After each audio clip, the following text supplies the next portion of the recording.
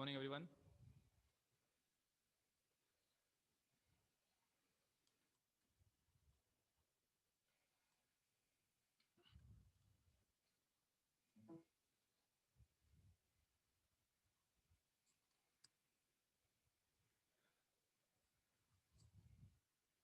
Rashmi, are you able to hear me? Yutika?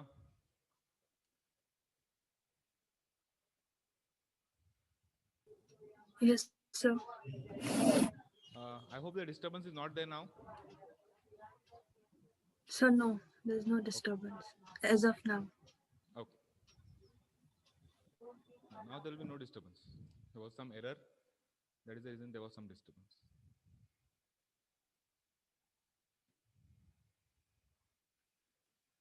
Just give me a second. Today I am going to discuss the problems when it comes to income from capital gains.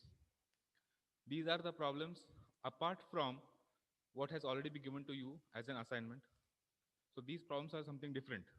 And that is the reason I am taking these problems.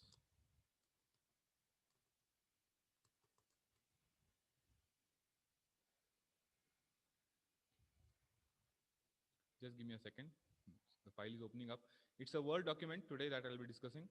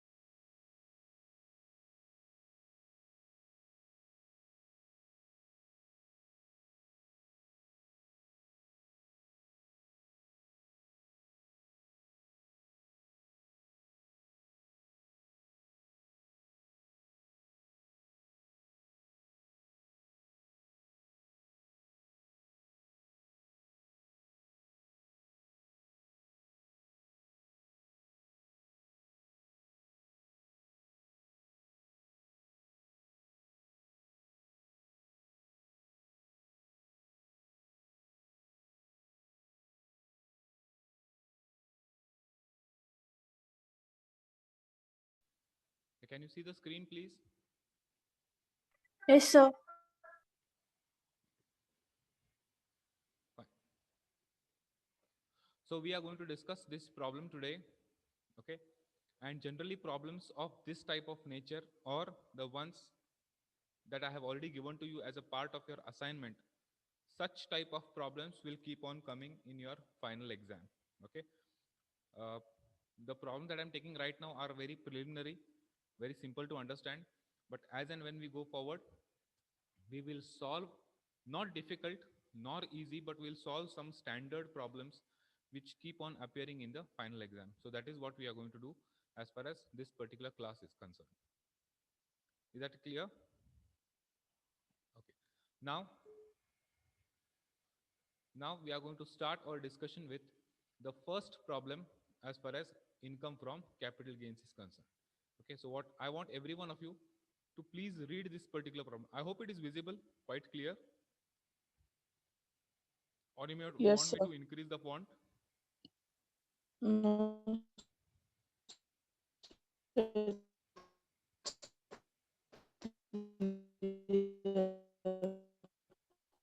Is it visible now clearly? Yes, sir. Okay, so let us start. There is a person, Mr. X, okay, who purchases a house property for 76,000. Clear? And when did she purchase this property? She purchased in 1967. So whenever you are solving the problem, the first thing that you should take into consideration is any property which is purchased prior to 2001. Okay, if any property is been purchased, when I say property, I am talking about physical property. Okay, if any asset or any property has been purchased prior to 1960, prior to 2001, in that case, there is going to be an indexed cost. So please understand this thing in this. Please fix this in your mind. Okay. Now, so she has purchased this particular property for 76,000 in 1967. The following are the expenses incurred by her for by him for making addition or alteration to the house property. Okay. The question is compute capital gain. That is a question that has been asked, right? Now, what has she done so far, or what has he done so far, is what we are going to understand. Cost of construction of the first floor, okay, in 1975-76. Look here, the property was purchased in 67. Okay, the construction of the first floor took place in 1975-76. Some expenditure was incurred. Next, construction took place of the second floor in 2003-2004. Another expenditure took place. Okay, so these are the total expenditures that have taken place as far as property is concerned. So 1, 2, and 3. Next, fair market value. Okay, fair market value as of 2001 is given to us as 4,50,000. That means, had she purchased the property, I repeat, had she purchased the property in 2001, what would have been the value of that particular property? The value of that property would have been 4,50,000. That is the meaning of it. Okay, and then she sold the property in 2018. Okay, she sold the property in June 2018. She earned around 99 lakhs 50,000 from that particular property, and the expense that she incurred to transfer that particular property is 10,000 rupees. Right? Now, this is the overall problem that we have, and now we need to find out a solution for this particular problem. Any doubts in understanding the problem? First of all, I repeat. Okay, here there is a the property was acquired here in this particular time frame. Next, sorry, the property was acquired in this particular time frame. The first floor was constructed during this time. Okay, and then the second floor was constructed here, and then some alterations were made, whatever, right? And accordingly, the question is compute capital gain is the question that has been asked, right? So we'll try to find out how do we arrive at a solution for this particular problem. Next, so when we come to the solution part of it, you have to mention what are you calculating. So you are computing long-term capital gain. Am I computing long-term capital gain tax here? No, I'm not computing tax here. I'm just computing what is my long-term capital gain. That is been asked. That is what has been asked, right? So I will just compute long-term capital gain and keep it as it is. I am not going to calculate tax on that. Please understand. Until and unless it has been told to you, please don't calculate it, right? So I'm going to calculate my long-term capital gain. So I write what is my previous year because that is helpful for me for my calculation. And I need to know what is the assessment year also, right? So I mentioned my previous year, I mentioned my assessment year, and now I am going to use the same format that I told to you when we are discussing the theory concepts. How do we compute long-term capital gain? So I start with my first entry, sale consideration. By selling the house property, how much did I earn, or how much did this person X earn? So he earned 99 lakhs 50,000 rupees. So that is the amount I write in the outermost column as sale consideration. Now, when I did a sale consideration, or when I received a sale consideration of 99 lakhs 50,000, I should have incurred certain expenses on transfer. So that is 10,000, that amount that I'm going to write here. It is my transfer expense. Now, once I do that, I have to find my indexed cost of acquisition. Can anyone tell me why did I have to write indexed cost of acquisition? Why not just cost of acquisition? Can anyone please tell me? So it's a long-term capital gain. It is long-term capital gain. Please understand, it's a physical asset. Any physical asset, if it has been held for more than 36 months, it becomes a long-term capital asset, right? And whenever you have long term capital asset, you are eligible to claim indexation benefit. Indexation is nothing but inflation benefit, right? So we are going to calculate indexed cost of acquisition. Now when I want to calculate indexed cost of acquisition, what I need to write, I have two values. One is this value, that is what I acquire, I purchase the house, that is my cost of acquisition, is becomes this one. Or I have this particular value, that is 4,50,000. Okay. Now whenever we are calculating fair market value, okay, we have to assume what could be the value on 1st April 2001. Okay. Why is it? Because the reason here is mentioned. Actual cost, sorry, actual cost ignored as it is less than fair market value. 67,000, sorry, 76,000 is less than 4,50,000. Therefore, whatever is the value of this particular day, that is what we are going to consider. That is a rule that has been mentioned there. So I have to take the value of the property as on 1st April 2001. So my value of the property on 1st April 2001 is 4,50,000. That is what I mentioned in the innermost column for my calculation benefit. I look for cost of inflation index values of 2001. Cost of inflation index values as of 2001 for the base year is always 100. You can always refer to this in the table, the PPT that I have mentioned to you. Okay. And the CII value of 2018, CII value of 2018, okay, is 280. Clear? So I consider these two values and then I arrive at my cost of inflation index. Has anyone not understood this concept? Please tell me quickly. I will wait for a minute. Please tell me if you have understood this particular concept.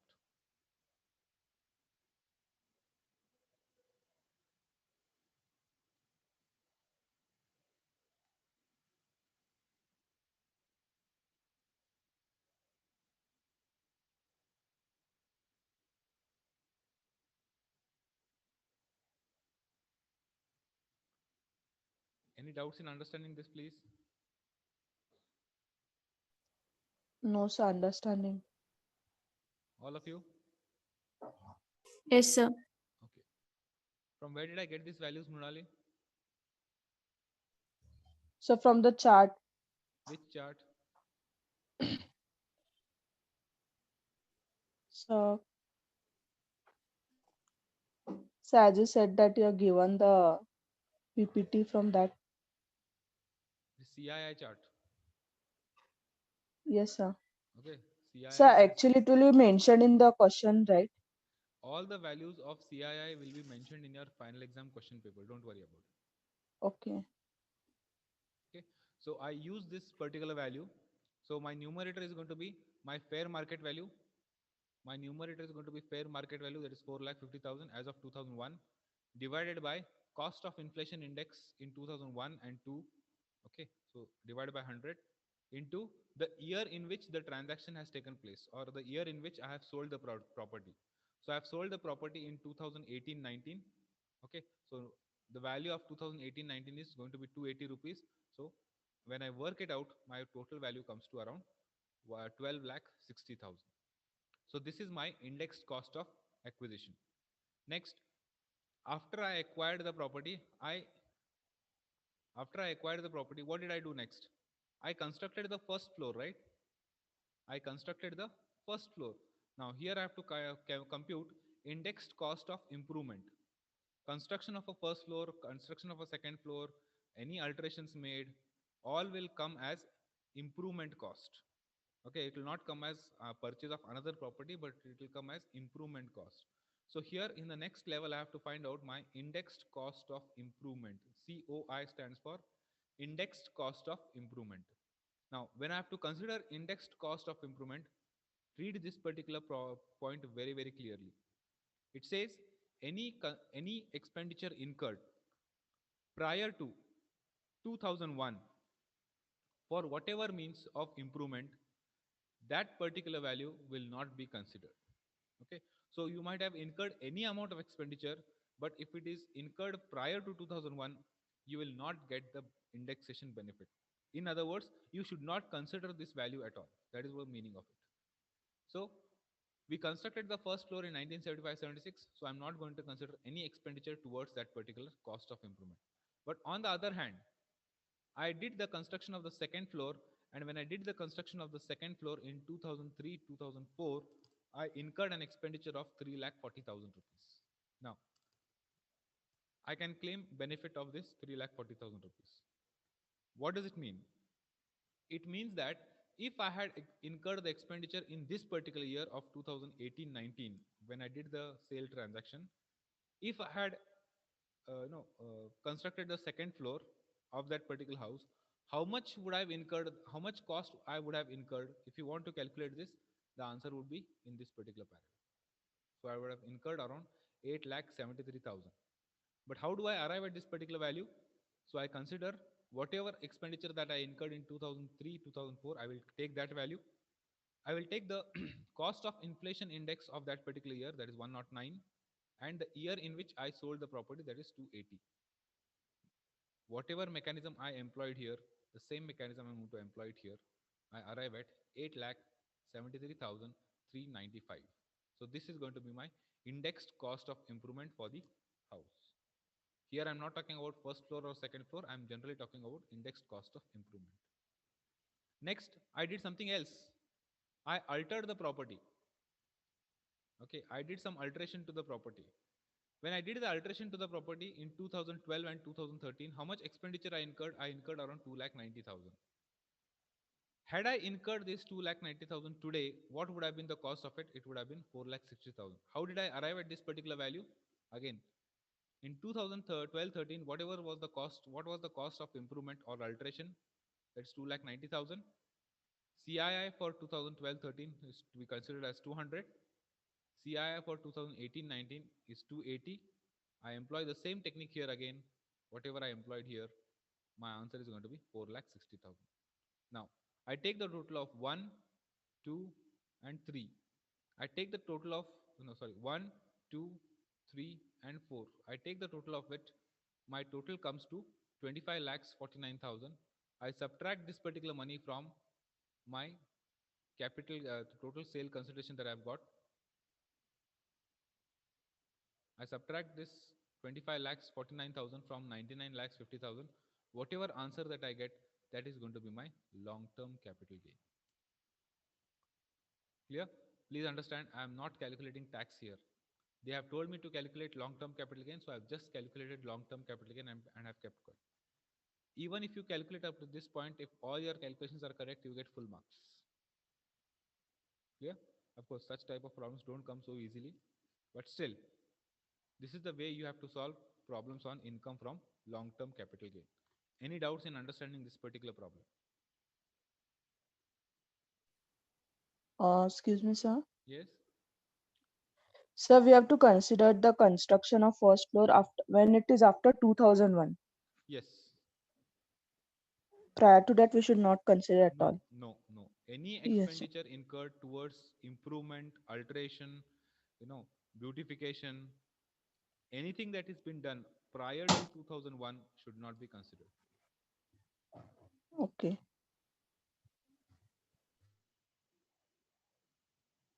Any doubts here? No, sir. Okay. So we'll proceed with the next problem. Now, so if you observe, the problems keep on, the intensity level keeps on increasing slowly. Okay, right. Now, if you come to problem number 2, we have Mr. X who sells the following assets during the previous year 2018-19. So he has two assets. One is non-listed shares and one is house property. Okay, let us see what has this particular person done. So he sold the shares. The value of the shares is 24 lakhs. Remember, these are non-listed shares. And he had a house property which he sold for 6 lakhs 80,000. So that is the sale consideration that was received by him. Year of acquisition of the shares is given to you as 2002 and 2003, and here for house property it is 2005 2006. Okay, cost of acquisition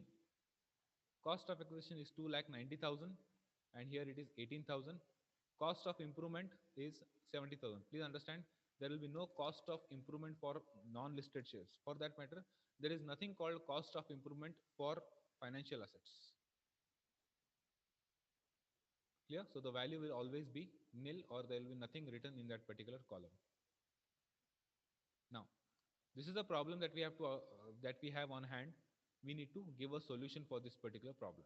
Again, they have asked us to compute only long-term capital gain, no tax of it. So I will write down what is my previous year. I will write down what is my assessment year. And parallelly, I will solve for both the cases. So it is easy for me. I don't have to do two things at one time. So this is for non-listed shares and this is for house property calculations. So I start with my calculation as per the format sale consideration. By the way, is it a long-term capital asset is my first question. Looking at the years, can you tell me whether it is a long-term or whether it's a short-term? Look at the year of purchase and year of sale. Tell me whether it is a long-term asset or a short-term capital asset.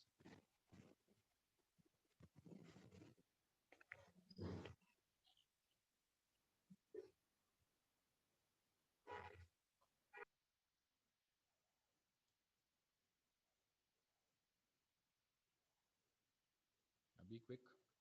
Whether it is a long-term capital asset or whether it's a short-term capital asset. Long term, sir. Both are long-term capital assets because uh, shares were acquired in 2003, 2002, 2003. Any financial asset, if you hold it for more than 1 year, it will be a long-term capital asset. Any physical asset, if you hold it for more than 3 years, is going to be a long-term capital asset. So in both the cases, your year of acquisition was 2002, 2003, and 2005, 2006, and your year of sale is 2018. So definitely both the assets are long-term capital assets only. And whenever there is a long-term capital asset, you always get the benefit of indexation. Now the question is the benefit of indexation applicable for non-listed shares? I want some answers from this. My question is the benefit of indexation applicable for non-listed shares?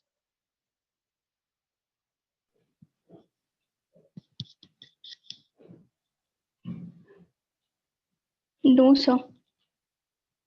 Benefit is not available. Okay. Yeah, Rohin? So no, sir, because No, sir. obviously the share. Okay, first is it's a financial asset. Second, these are shares, right? Yes, sir. Okay. Now I'll clarify one doubt here. This is a doubt I wanted to clarify. Now, if they are non-listed shares, if they are non-listed shares, how will you know what is the true value of that share?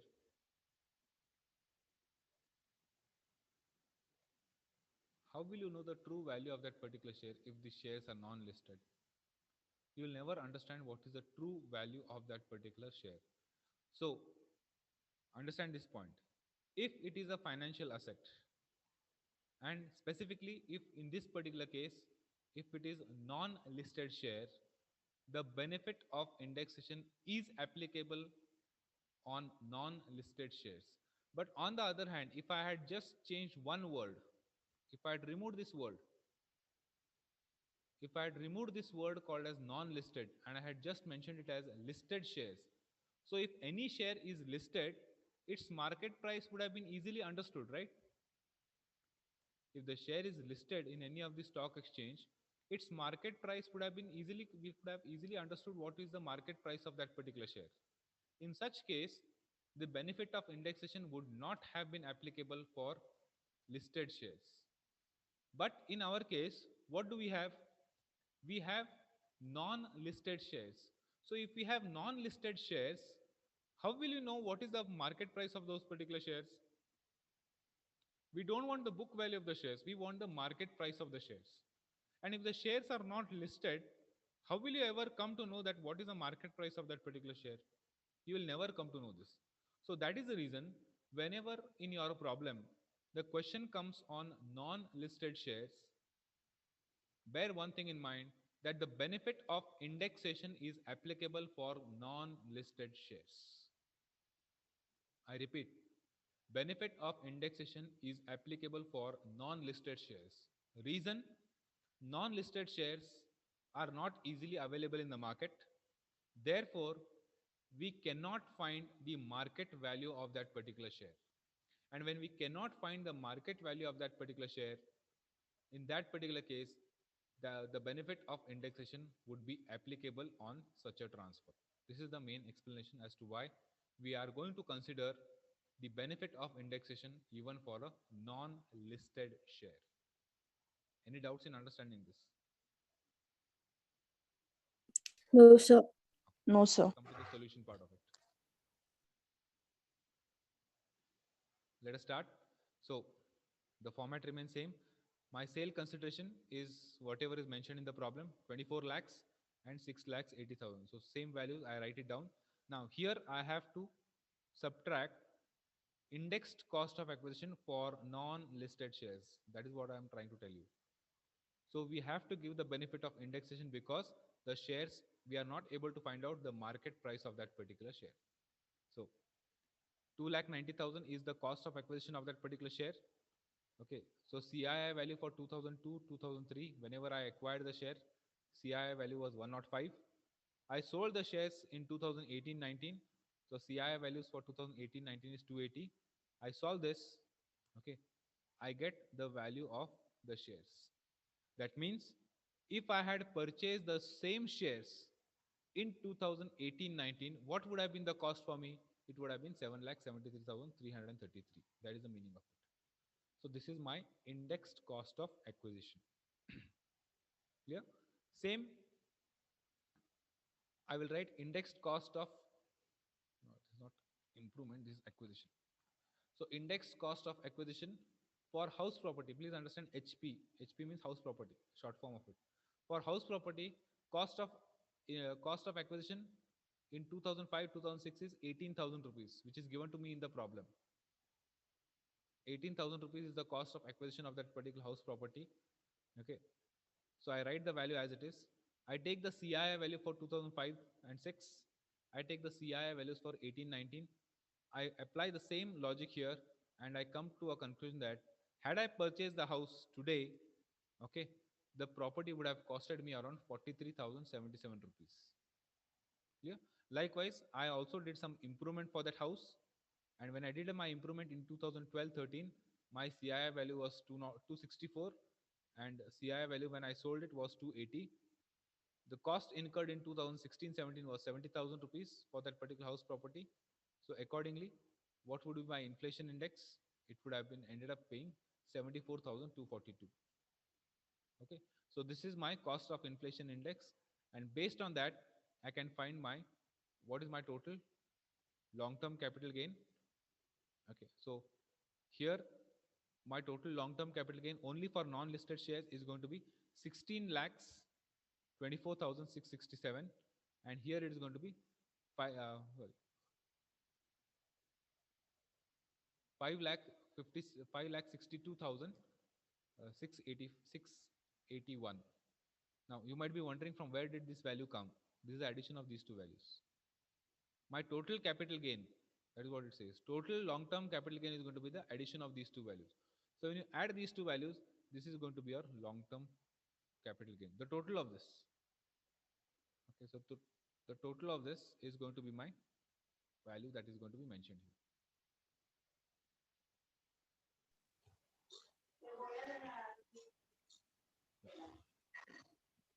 Any doubts in understanding this problem? By the way, this problem had So come in one your doubt, question sir. lately. Yeah, Mrunali, I didn't get you. Sir, in alteration of properties, we took 2012-13 Yes. CI for 2000. So, Sorry. so like It's a mistake from my side. 264 to 80. so it should be 16-17, right? Sorry.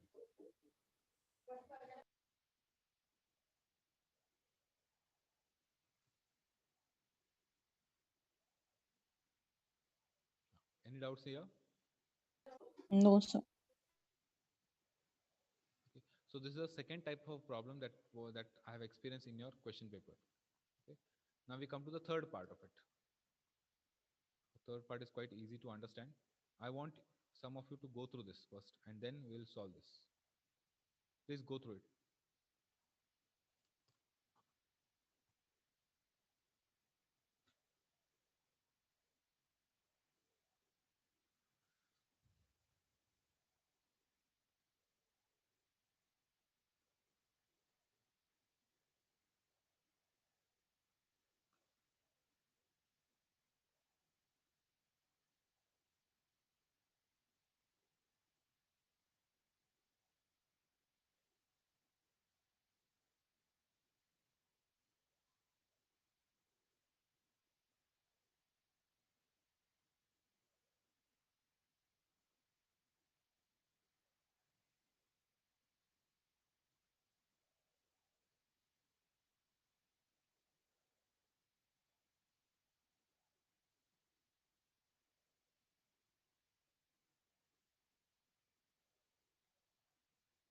Go through the problem first.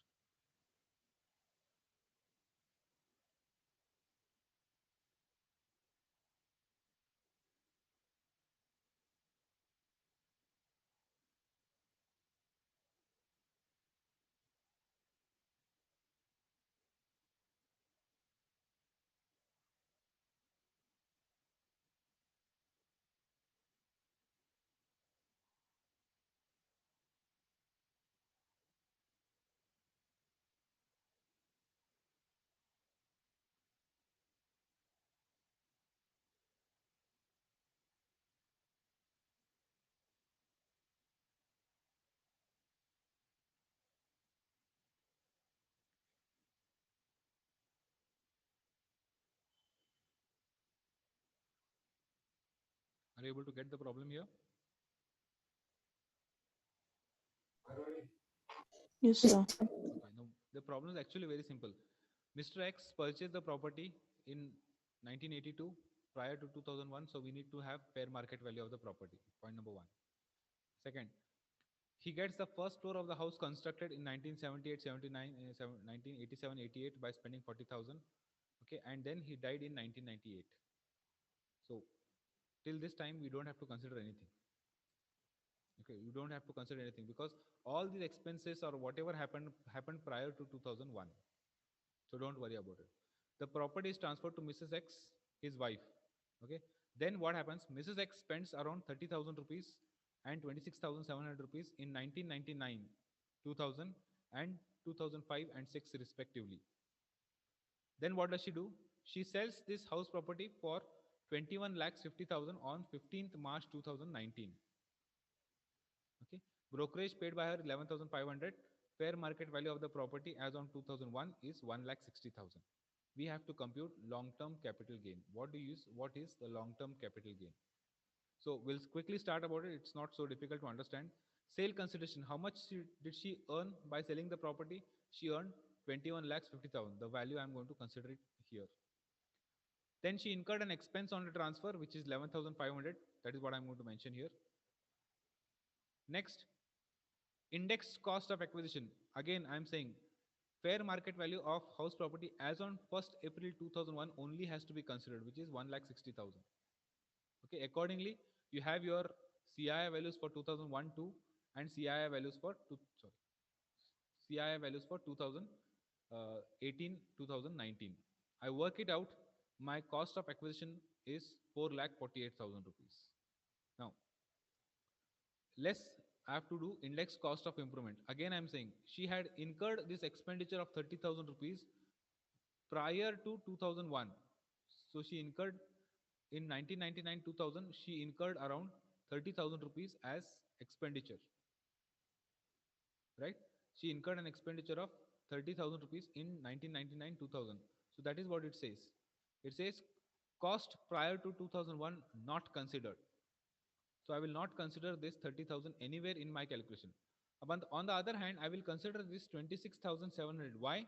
Because it is after 2001. So that is what I'm going to mention it here. Cost of improvement in 2005-6, okay, is 26,700. I find the CII values for it from the table, and accordingly I arrive at my index cost of improvement. Therefore, I will be able to find out what would be my long-term capital gain. Clear? So this problem is simple. Only thing is there are too many things mentioned here. That is what leads to confusion. But your actual problem starts from this point itself. Okay, your actual problem starts from this point itself. The previous all these lines are just given to confuse you. Please bear one thing in mind, that a lot of data would be given to you just to confuse you. You have to pick up the right data to solve the problem. Is that okay? Fine. We have one more problem here, a very interesting problem. Just go through this problem quickly. I will solve this particular problem in the next class. It's a very interesting problem. This problem, by the way, had come for 10 marks in your final exam. Please go through it quickly.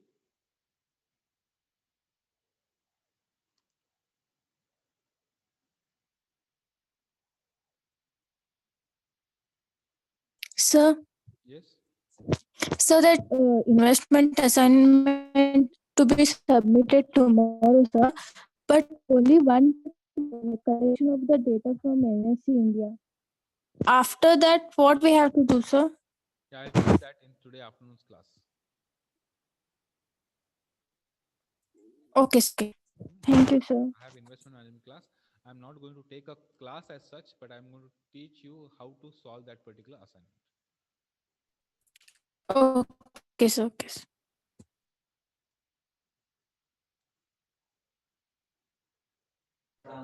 Excuse me, sir. Yeah, Monali? So as you have told to collect the names and the company's names, so Yeah. but few of them are not given the names. Forget it. They will not So get the only two assignment to marks. three. So only 2 to 3 have they have given the team names and companies. Whoever has given to you, just send me the name. I will enter it. Those who don't give will forego the marks. Very simple. Don't fall behind them. Yes, sir. They're not small Sir, we kids. were Yes, sir. supposed to give name to you, right? Narayan, other day I told Murali in the class itself that Murali is going to collect But the she names. has not informed us, sir. How will we know if we were absent at class? She Sir should has told inform in it in group, class right? itself. What happened? He has not informed in group, sir. How will we know? We are supposed to know, sir. Murali, you did not inform them? So actually I'd message you that day only to inform in the group. But I told it in the class, open class, live class itself. I told you, right? Yes, sir. Yes, sir. Okay, anyways, Narayan, send your names to her. Yes, sir. Okay, sir.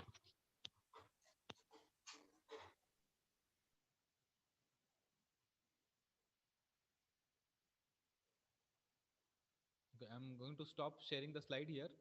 Okay, please switch on your video mode. I want to take the attendance. We have 28 people here.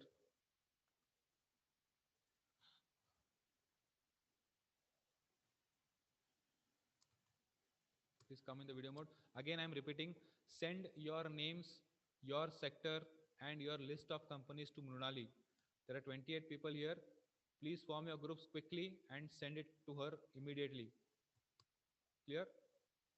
Don't forego your marks for simple reason that not been communicated, not coordinated. For silly reasons, don't lose your marks.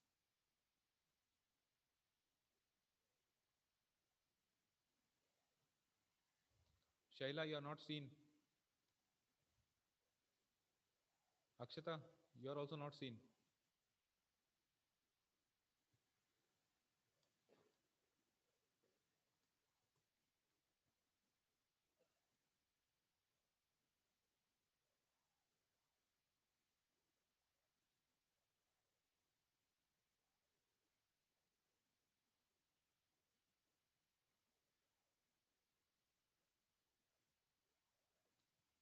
Just a minute.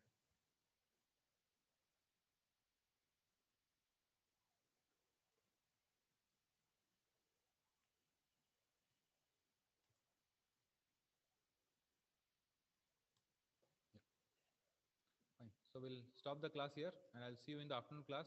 Today I'm not taking a class as such, but I'll tell you how to solve the assignment. Okay. So please switch on your, sit with your laptop and your mobile. Okay. Laptop because I'll tell you how to solve it, and mobile because you need to hear